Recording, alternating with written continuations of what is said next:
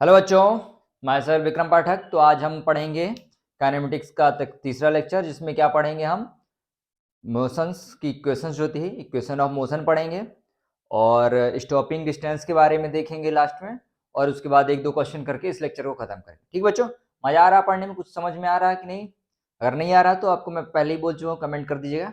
ठीक बच्चों, तो हम चालू करते हैं काइनेमेटिक्स।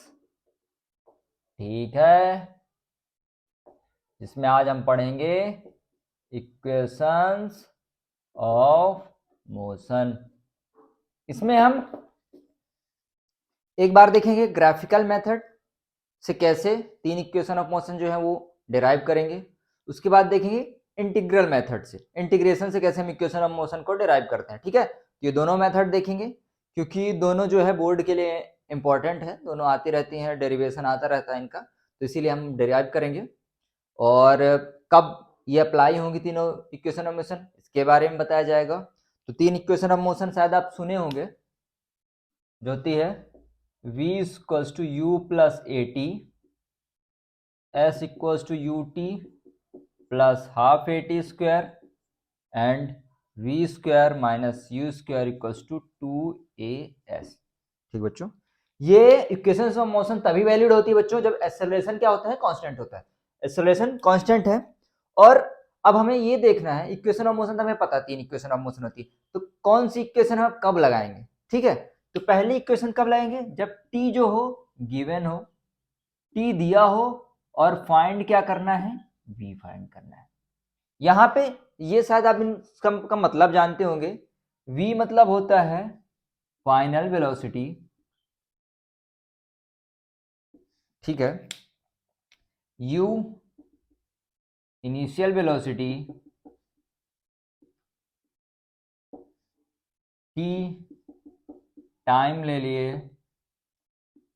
s डिस्प्लेसमेंट हो गया, उसके बाद a एक्सेलरेशन हो गया। ठीक है, सब हो गया। ठीक बच्चों, समझ में आ रहा है ना? कोई दिक्कत तो नहीं?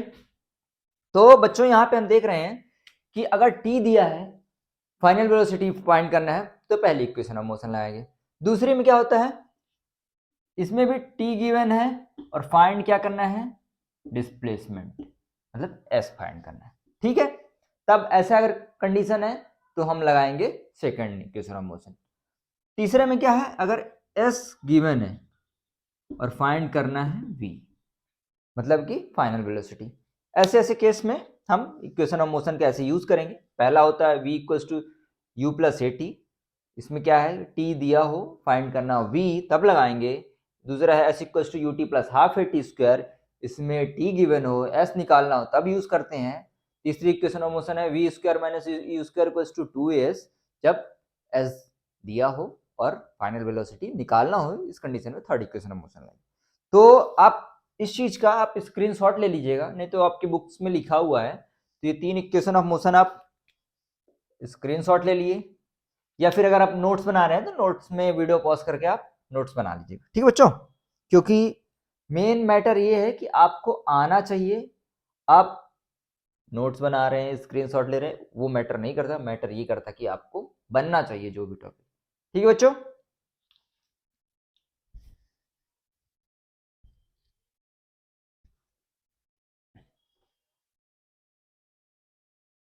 अब हम ग्राफिकल मेथड से देख लेते हैं कि इक्वेशन ऑफ मोशन को डिराइव कैसे किया गया। तो v is equals to u plus a t, ये पहली हम कंडीशन ले लेते हैं। ठीक है, पहले इसका डे टू डे या फिर रिलेट करके हम पढ़ते हैं। v फाइनल वेलोसिटी हो गई, गाड़ी इनिशियल वेलोसिटी u से चल रही है, फिर एक्सेलरेट करके टाइम से मल्टीप्लाई कर देंगे तो जो फाइनल वेलोसिटी आ जाएगी। मान लीजिए आप घर से निकले, आप बाइक चला रहे हैं, तो मान लीजिए आप 10 की स्पीड में, यानी 10 किलोमीटर पर आवर की स्पीड से आप गाड़ी चला रहे हैं। फिर उसके बाद आपको अब एक्सेलरेट करना है, अब स्पीड बढ़ाना है। तो स्पीड बढ़ाने के लिए आप एक्सेलरेशन प्रोवाइड करेंगे उसमें, जो एक्सीलेटर होता है ना, इसीलिए नाम उसका पड़ता है एक्सीलरेटर, गाड़ी में इधर होता है राइट हैंड में। तो उसका नाम एक्सेलरेटर क्यों पड़ा, क्योंकि वो एक्सेलरेशन प्रोवाइड कर रहा है। एक्सेलरेशन प्रोवाइड करेगा मतलब कि स्पीड को इंक्रीज करे।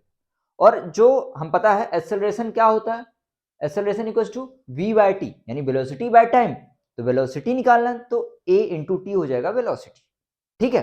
तो कितनी वेलोसिटी और ऐड हो रही है वो निकल जाएगा एक्सेलरेशन और टाइम को मल्टीप्लाई कर देंगे। पहले ही हमारी गाड़ी जो है 10 किलोमीटर पर आवर की स्पीड से चल रही है, फिर उसमें हमने कुछ एक्सेलरेशन प्रोवाइड किया विथ टाइम, तो a इंटू टी आ जाएगा, जो वेलोसिटी उसमें ऐड हो गई।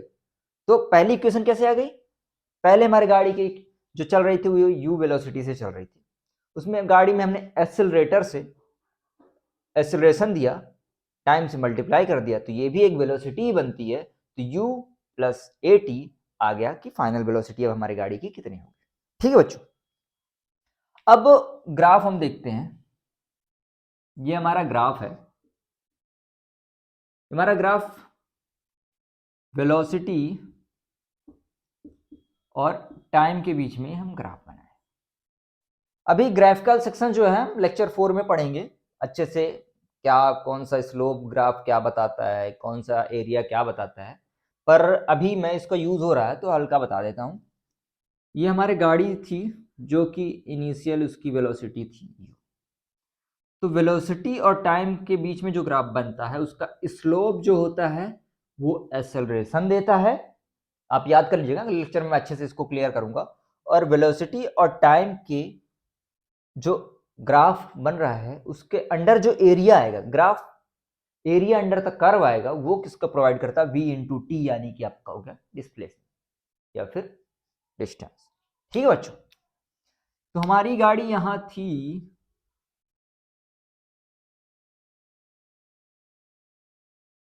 टाइम t हो गया, जीरो से चली, हमारा जीरो से हम देख रहे हैं, जीरो से टाइम t हो गया, u से ये वेलोसिटी हो गई v हो गई, ठीक है। एनसीईआरटी में आपके v नॉट और v के रूप में दिया है, मैं नॉर्मल v और u के तरीके से कराता हूं। तो ये डिस्टेंस क्या हो गई बच्चों, v हो गई फाइनल, पहले थी u, तो v माइनस u हो गई, ये u था और ये t था। अब जो हमारा एरिया अंडर द कर्व आएगा वो हमें प्रोवाइड करेंगे यस, यानी कि डिस्प्लेसमेंट, ठीक है, क्योंकि वेलोसिटी और टाइम का ग्राफ है।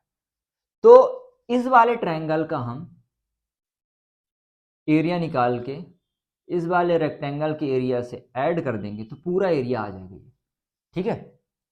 तो इसका एरिया क्या होता है, area of triangle half base into height. यहां पे बेस क्या है, T, half into T, height क्या है, v माइनस यू, ठीक है। तो ये एरिया आ गया half v minus u into t आ गया, ये इस पार्ट का एरिया है। अब बच्चों हम इस पार्ट का एरिया निकालेंगे, एरिया ऑफ रेक्टेंगल पढ़ा होगा आपने, स्वाभाविक से बात है, 10th क्लास पास करके आ गए हैं तो ये तो 5वीं 6वीं 7वीं क्लास में आ जाता है, area of rectangle, area of circle, ये वगैरह। तो एरिया ऑफ रेक्टेंगल होता है लेंथ इंटू ब्रेथ। लेंथ कितनी है t, और ब्रेथ जो चौड़ाई है u, तो एरिया ऑफ रेक्टेंगल आएगा u इंटू टी। अब इन दोनों को ऐड कर देंगे, सेकंड और थर्ड को, तो एरिया अंडर कर्व आ जाएगा, एरिया अंडर जो है कर्व आ जाएगा, जो कि हो जाएगा half v minus u into t plus u into, ठीक है। इसको हम इक्वेशन दे देते हैं 4, नाम दे देते हैं। अब हम इधर आ जाते हैं, तो एरिया अंडर द कर्व जो किसको डिनोट कर रहा है, s को डिनोट कर रहा है। अब इसको हम सिंप्लीफाई करते हैं, s is equals to v minus u को बच्चों हम इधर से इक्वेशन को अगर इसको हम इंटरचेंज करें तो ये ऐसी हो जाएगी, v minus u equals to a t. तो v माइनस यू की वैल्यू हम यहाँ पे 80 पुट कर देंगे, v माइनस यू की वैल्यू हम यहाँ पे 80 पुट कर देंगे, ठीक है, समझ में आ रहा है। तो हाफ v माइनस यू जो हम पुट किए हैं 80, तो v minus u equals to 80 आ जाएगा। t मल्टीप्लीकेशन में पहले था तो ये इसको हम अभी बाहर लिख देते हैं, प्लस u इंटू टी। समझ में आ रहा है? कोई दिक्कत, कोई परेशानी? ठीक है, कोई ज्यादा तेज तो नहीं हो रहा है? तो ये आ गया हाफ ए टी और टी का मल्टीप्लीकेशन, तो half a t square plus u into t. इसको हम सिंप्लीफाई करके अपने इक्वेशन के फॉर्म में लिख सकते हैं, s equals to u t plus half a t square. समझ में आया बच्चों? ठीक है, यहां तक आप फिर से नोट कर लीजिए, ये आ गई अपनी सेकंड इक्वेशन ऑफ मोशन का डेरिवेशन। ठीक है, ये आपके बोर्ड में बहुत काम आएगा। समझ में आ रहा है? फिर से आप लेटेस्ट जमाने के बच्चे स्क्रीनशॉट लीजिए, नोट्स बनाना हो बना लीजिए, अच्छी बात है, नहीं बनाना तो आप स्क्रीनशॉट सबसे बेस्ट है। उसके बाद आप अपना प्रैक्टिस करिएगा बच्चों। एक काम करिएगा, आप स्क्रीनशॉट लीजिए, नोट्स मत बनाइए। फिर उसके बाद आप अपना, जब वीडियो खत्म हो जाए, मतलब लेक्चर हमारा खत्म हो जाए, उसके बाद आप खुद से डराइव करने की कोशिश करिएगा। फिर उसके बाद जो ना आए, फिर अपना जो स्क्रीनशॉट है उससे मिलाइए, फिर जो गलती हो उससे क्लियर करिए, और फिर भी अगर कोई गलती हो रही तो फिर हमसे संपर्क करिए, और क्या। ठीक है बच्चों, ये आ गए सेकंड इक्वेशन ऑफ मोशन। अब ये थोड़ा मिटा दे रहा हूं मैं, क्योंकि बोर्ड में जो जगह कम है, छोटा सा बोर्ड है हमारा। अब देखिए, सॉरी बच्चों, यार इधर कौन सी इक्वेशन थी? जो हमारी इक्वेशन थी उधर दी हुई क्या थी? S equals to half v minus u into t plus u into t. इसको अगर हम सिंप्लीफाई करते हैं बच्चों, तो v by u minus u by two into t तो दोनों में है, v t by two u t by two plus u t. इसको सिंप्लीफाई करेंगे तो v t by two minus होके तो ये यू टी बाय टू आ जाएगा, जिसको हम कह सकते हैं v plus u by two into T. ये डिनोट क्या कर रहा है? एवरेज वेलोसिटी को। ये हो गई एवरेज वेलोसिटी।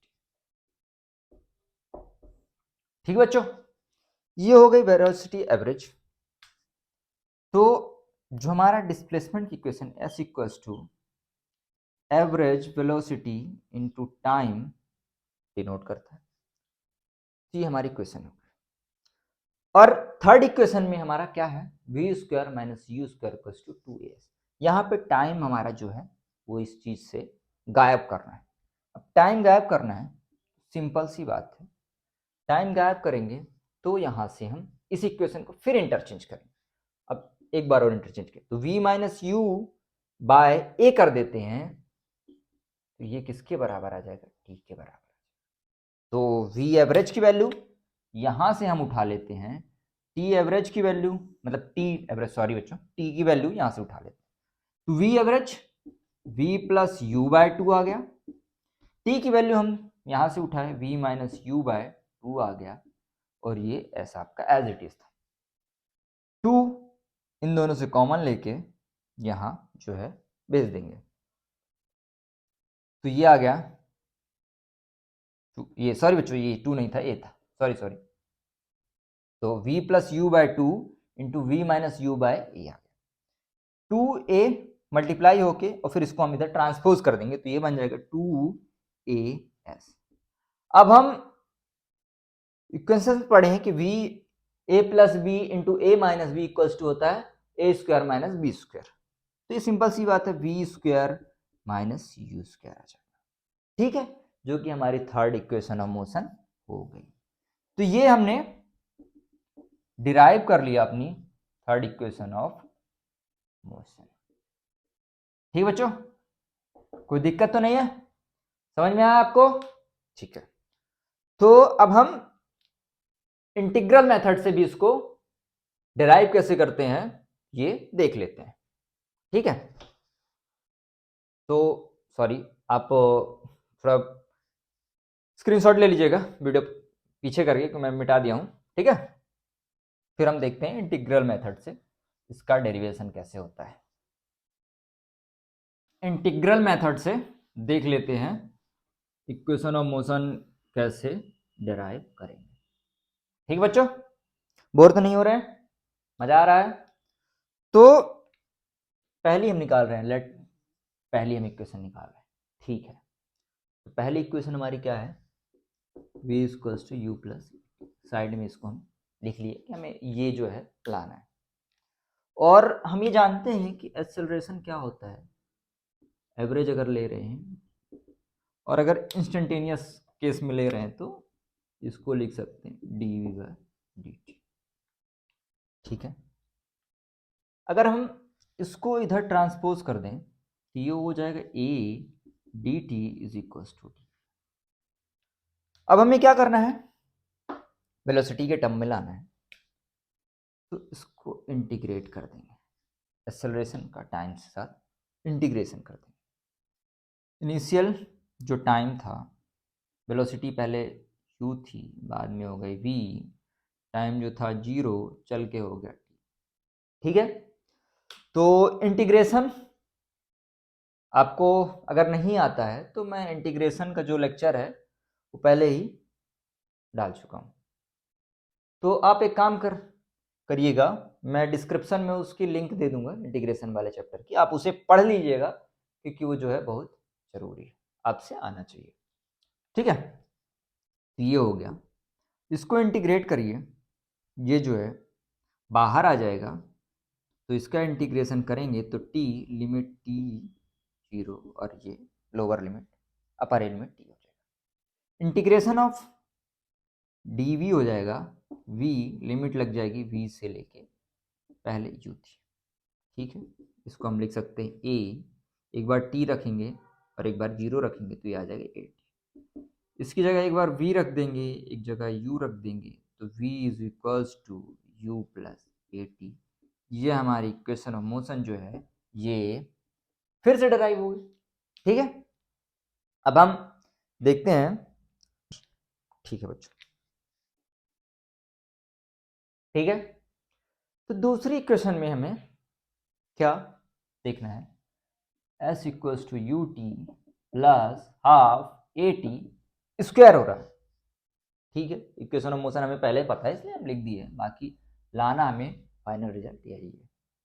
ठीक है, अब जैसा कि हम जानते हैं v equals to d s by d t होता है, ये मैं आपको पहले लेक्चर में पढ़ा चुका, और अगर आपने पहला लेक्चर नहीं देखा है तो मैं उसकी भी लिंक डिस्क्रिप्शन में दे दूंगा, तो आप वो लेक्चर देख लीजिएगा। उसमें speed, velocity, instantaneous speed, instantaneous velocity और जो बेसिक है उसके बारे में बताएगा, तो वो देख लीजिएगा। ठीक है बच्चों, तो v equals to d s by d t हो गया। अब इसमें हम क्या करेंगे, v डी टी और ये हो गया इंटीग्रेशन ऑफ 0 से चल के हो गया s। v को हम लिख सकते हैं v is equals to u plus a t और integration d t, final t initial 0 s final. ठीक है बच्चों, समझ में आ रहा है?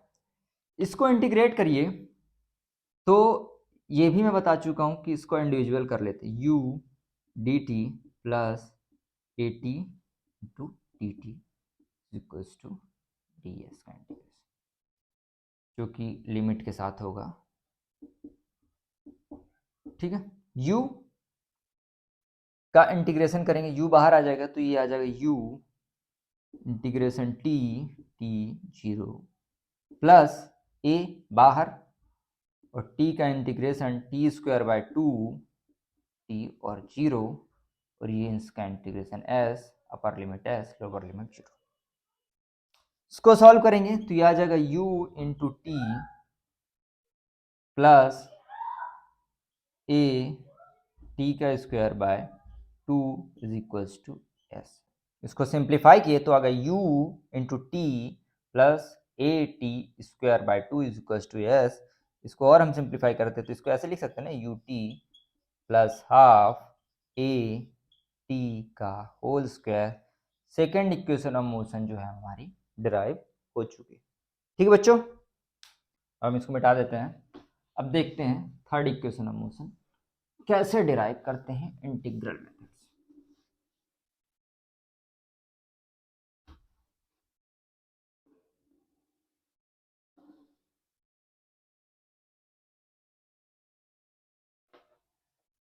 ठीक है, तो अब हम ले रहे हैं बच्चों थर्ड इक्वेशन ऑफ मोशन के बारे में पढ़ें।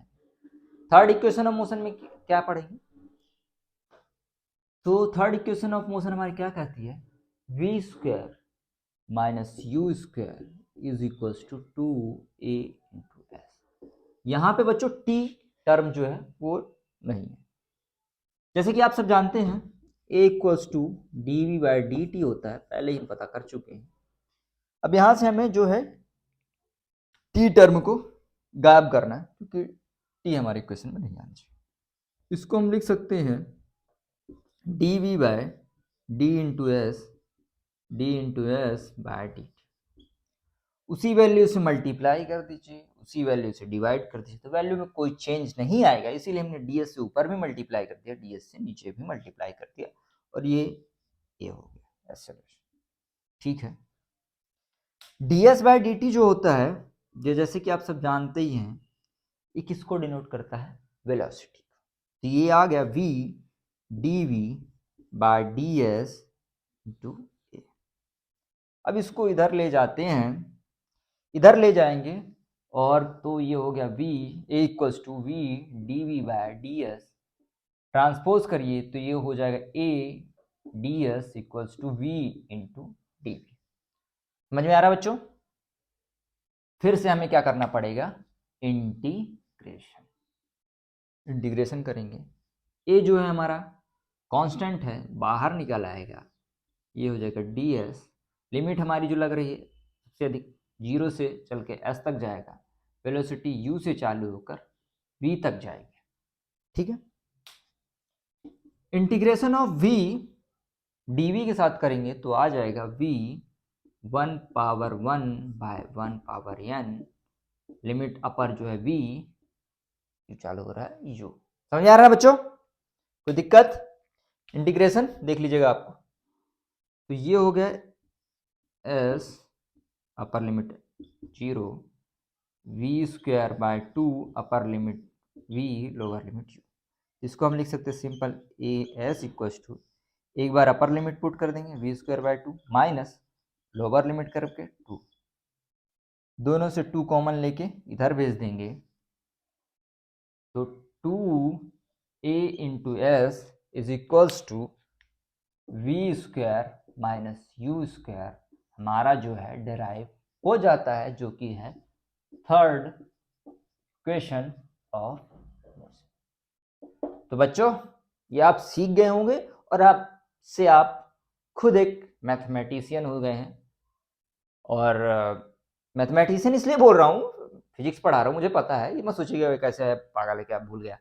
मैथमेटिशियन इसलिए बोल रहा हूँ कि आपने इतने अच्छे बड़े बड़े सॉल्यूशन आप सॉल्व कर लिए, क्योंकि जो इंटीग्रेशन है वो मैथ्स का ही पार्ट है। तो इसीलिए मैं बोला कि आप बहुत बड़े मैथमेटिशियन हो। तो आप ये फिजिक्स प्रॉब्लम कर लिए, और ये आपसे बन जाएगी, और ये आप अच्छे से अगर वीडियो देखे हैं तो आप दूसरों को भी समझा सकते हैं बड़े अच्छे से। ठीक है बच्चों, तो ये हो गया अपना थर्ड इक्वेशन ऑफ मोशन का डेरिवेशन। मैंने दोनों टाइप से आपको तीनों इक्वेशन ऑफ मोशन का डेरिवेशन बता दिया, कैसे डेराइव किए हैं। पहले ग्राफिकल मेथड से बताया, फिर इंटीग्रल मेथड से बताया। अब हम देख लेते हैं बच्चों, एक दो क्वेश्चन देख लेते हैं इसका, और उसके बाद स्टॉपिंग डिस्टेंस के बारे में हल्का बात करेंगे, उसके बाद इस लेक्चर को समाप्त करेंगे। ठीक है बच्चों,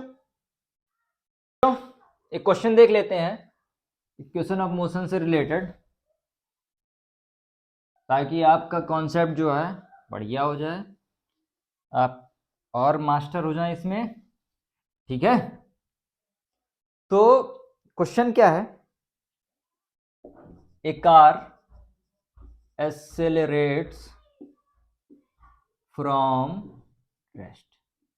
एक कार है जो रेस्ट से एक्सेलरेट हो रही है to a speed of 144 kilometre per hour. एक कार है जो कि 144 किलोमीटर स्पीड जब तक नहीं अटेन कर लेती है तब तक एक्सेलरेट होती है इन, और टाइम कितना लगता है उसको? 20 seconds. Find distance travelled by car अब इन मीटर में। अब हमें पता करना है कि एक कार थी जो रेस्ट से चालू होती है, 144 किलोमीटर पर आवर की जब तक स्पीड नहीं अटेन करती तब तक चलती है और उसमें टाइम लगता है 20 सेकंड। तो हमें पता करना है कि उस दौरान उसने कितना डिस्टेंस ट्रेवल किया। तो यहाँ पे कोई इक्वेशन ऑफ मोशन डायरेक्टली हम नहीं लगा सकते एस वाली, मैं सबकी कंडीशन बता चुका हूँ। सबसे पहले हम क्या देखते हैं, दिया क्या है, फाइनल वेलोसिटी दी है जो कि है 144 किलोमीटर पर आवर।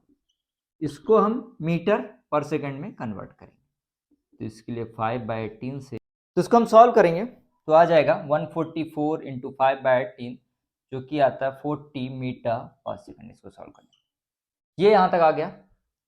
उसके बाद हमारा v आ गया, टाइम जो दिया है वो है 20 सेकंड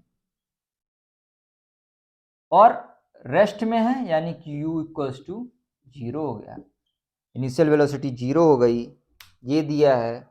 तो हम यहाँ से एक्सेलरेशन निकाल के फर्स्ट इक्वेशन ऑफ मोशन के हेल्प से सेकंड इक्वेशन ऑफ मोशन में पुट कर देंगे तो आंसर आ जाएगा। तो a इक्वल्स टू आ जाएगा v minus u by t, v है 40, टाइम लग रहा है 20, तो एक्सेलरेशन आ गया 2 मीटर पर सेकेंड स्क्वायर। ठीक है बच्चों, ये कैसे आया ये पता है ना, v equal to u plus a t होता है, तो v minus u by t हो गया a, यहीं से आया। ठीक है ना बच्चों। सेकंड इक्वेशन ऑफ मोशन क्या कहती है, s equals to u t plus half a t square. ये टर्म हमारी हो जाएगी 0 क्योंकि जो हमारी इनिशियल वेलोसिटी u 0 है तो u इंटू 2 हो जाएगा 0, तो ये सिंपल सा हो जाएगा s equals to half a into t square. Half acceleration हमारा पहले ही निकल चुका 2, t कितना हमारा टाइम 20 का स्क्वायर, 2 से 2 डायरेक्ट फिर कैंसिल, अब 20 का स्क्वायर जो आता है वो 400 मीटर, तो जो हमारा डिस्टेंस ट्रेवल है वो 400 मीटर हो। यानी कि जो गाड़ी हमारी है, जो कार हमारी एक्सेलरेट हो रही है 144 किलोमीटर आवर स्पीड अटेन करने तक, वो हमारी जो कार है वो 400 मीटर जो है चल चुकी होगी। ठीक है बच्चों, अब देख ले रेस ऑफ स्टॉपिंग। अब इसमें हम ये देखेंगे,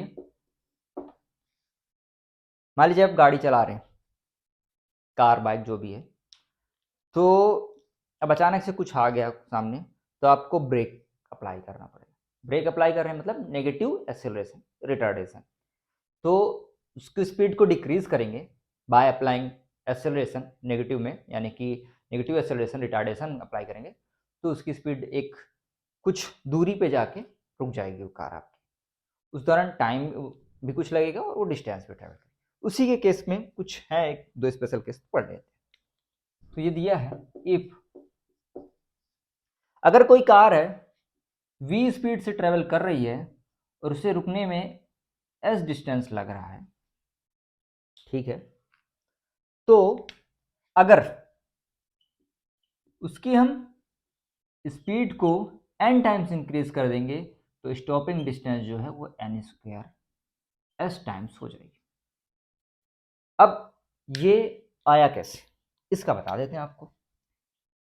जो हमारी इक्वेशन ऑफ मोशन क्या है, v square minus u square equals to 2 into a s होती है। फाइनल वेलोसिटी यहाँ पे क्या हो जा रही है अपनी बच्चों, 0, क्योंकि हमारी गाड़ी जाके रुक जा रही है। अब कार हमारी रुक रही है, फाइनल वेलोसिटी 0 हो गया, तो minus u square is equals to 2 into a into s. अब यहाँ पे एक्सेलरेशन जो है नेगेटिव है, तो ये भी नेगेटिव आ जाएगा, दोनों को कट करके ये पॉजिटिव आ जाएगा, तो u square is equals to 2as आ जाएगा। एक्सेलरेशन जो हमारा बच्चों कांस्टेंट है, तो u square is directly proportional to s हो जाएगा। अगर वेलोसिटी में यहाँ हम n टाइम बढ़ाएंगे तो इस डिस्टेंस में n स्क्वायर टाइम्स बढ़ेगा। ये हमने प्रूफ कर दिया। दूसरा केस ले लेते हैं, अगर कोई कार मूव कर रही है वेलोसिटी v से, तो उसे रुकने में टाइम लग रहा है t, अगर उसकी वेलोसिटी को कर दिए nv तो टाइम लगेगा n इंटू t। यहाँ पे क्या है, अगर आपकी कार चल रही है 5 मीटर पर सेकंड की स्पीड से, उसको अगर हम ब्रेक अप्लाई करेंगे तो अगर उस टाइम अगर हमें लगते हैं ब्रेक अप्लाई करने में 5 सेकंड, तो अगर हम इसकी स्पीड को 25 मीटर पर सेकंड कर देंगे, यानी कि 5 गुना बढ़ा देंगे, तो जो हमारी टाइम है वो भी 5 गुना ही बढ़ेगा। यहाँ पे क्या हो रहा था, डिस्टेंस n स्क्वायर टाइम्स बढ़ रही, जबकि यहाँ n इंटू टी टाइम्स ही बढ़ रही, ठीक है, n टाइम्स ही बढ़ रही। ये आया कैसे? इक्वेशन ऑफ मोशन जो पहली है वो क्या है, v is equal to u plus a. Step वो केस ऑफ ब्रेकिंग क्या है, यानी कि फाइनल वेलोसिटी जो हो गई हमारी फिर जीरो हो गई, तो ये हो गया जीरो, इधर इसको ट्रांसफर किया तो minus u equals to a into t आ गया। यहाँ पे भी नेगेटिव लाए, पूछे क्यों नेगेटिव लाए, क्योंकि हमने जो एक्सेलरेशन लगाया वो नेगेटिव लगाया, कम कर रहा है स्पीड को, इसलिए नेगेटिव एक्सेलरेशन लगा, यानी कि रिटार्डेशन का केस है, इसीलिए जो एक्सेलरेशन था नेगेटिव, नेगेटिव नेगेटिव कट जाएंगे तो u equals to a t आ जाएगा। एक्सेलरेशन यहाँ हमारा फिर से कांस्टेंट है, एक्सेलरेशन कांस्टेंट है तो u is directly proportional to t, तो यानी कि अगर हम वेलोसिटी को u टाइम्स मतलब n टाइम्स बढ़ाएंगे तो टाइम जो लगेगा वो भी n टाइम्स बढ़ेगा। ठीक है, अब घड़ी में अगर 12 बजे हैं तो ये नहीं कि 12 गुणे 5 कर देंगे, उस तरह नहीं। अगर टाइम दिया है कि 12 से 5 बज गए तो ऐसा नहीं कि 12 गुणे 5 कर दिए, 5 गुणे 5 कर दिए, ऐसा नहीं। 12 से 5 यानी कि 5 घंटे लगे, उसका 5 टाइम, जो ड्यूरेशन है उसका टाइम ड्यूरेशन का 5 गुना करना, ना कि टाइम कितने बजे है। ठीक है बच्चों, ये क्लियर हो जाएगा। तो बच्चों ऐसे ही बढ़िया अपना प्यार बनाए रहें, हमारे चैनल को सब्सक्राइब करें ताकि हमें भी मोटिवेशन मिले, हम भी और अच्छे अच्छे वीडियो बनाएं, और मन लगा के काम करें और अच्छे से पढ़ते रहिए। स्क्रीनशॉट या नोट जो भी आप कर रहे हैं वो करते रहिए, बढ़िया क्वेश्चन सॉल्व करिए। कोई दिक्कत होती है आप बताइए, और लास्ट में जो है हम ये भी चैप्टर पूरा कंप्लीट हो जाएगा, तो आप कमेंट करके ये बताइए बच्चों कि हम जैसे चैप्टर कंप्लीट हो रहा है उसी के जस्ट अगले लेक्चर में एनसीईआरटी के पूरे क्वेश्चन जो एक्सरसाइज के वो सॉल्व करा दें, कि अगले चैप्टर के बाद, ताकि आप पूरा अच्छे से पढ़ लें। तो जैसा भी हो आप कमेंट कर दीजिएगा, और अगर पसंद आया हो तो लाइक कर दीजिएगा और दोस्तों में शेयर कर दीजिए ताकि उनकी भी हेल्प हो जाए। और कोई दिक्कत की बात नहीं है, हर एक कॉन्सेप्ट हर एक चीज आपकी कवर कराई जाएगी, जो भी कॉम्पिटिटिव एग्जाम है उसके हिसाब से। ठीक है बच्चों, थैंक यू।